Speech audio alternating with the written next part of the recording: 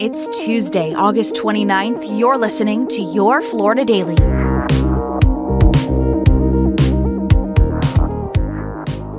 I'm Katrina Scales. This is going to be a major impact, and Floridians should expect that this storm will be a major Cat 3 plus hurricane. Idalia has now strengthened into a hurricane and is expected to approach Florida as a major storm. As Idalia moves into the Gulf of Mexico, several Florida counties are issuing evacuation orders for mobile home parks or low-lying areas up and down the western coast.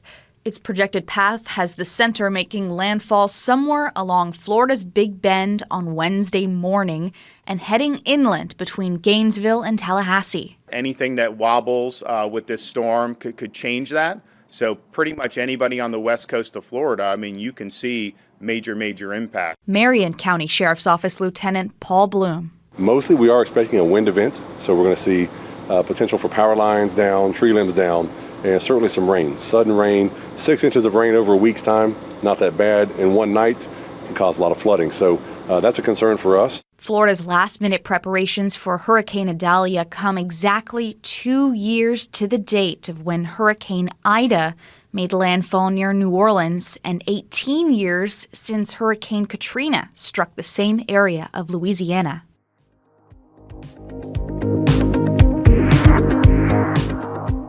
Idalia isn't the only storm making for rough conditions. Hurricane Franklin, hundreds of miles off the East Coast, is being blamed for strong rip currents along the Central Florida beaches. It feels like something's pulling you from your feet. Someone's just yanked your feet away.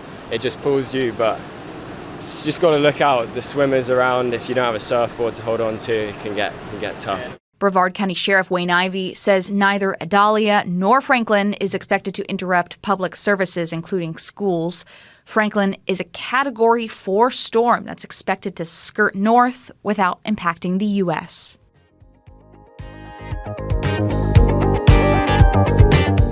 And the threat of Idalia is forcing United Launch Alliance to call off today's planned rocket launch. An Atlas V rocket was set to carry a payload for the U.S. Space Force into orbit, and so far, ULA has not announced a new launch time. You can find these top stories along with breaking news, weather, traffic, and all of our Hurricane Idalia coverage right now on clickorlando.com. And now, a completely random Florida fact.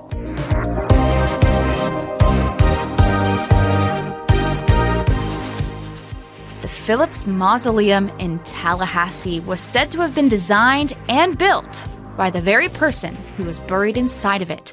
This unusual crypt was built by and for an eccentric architect named Calvin C. Phillips, who died in 1919.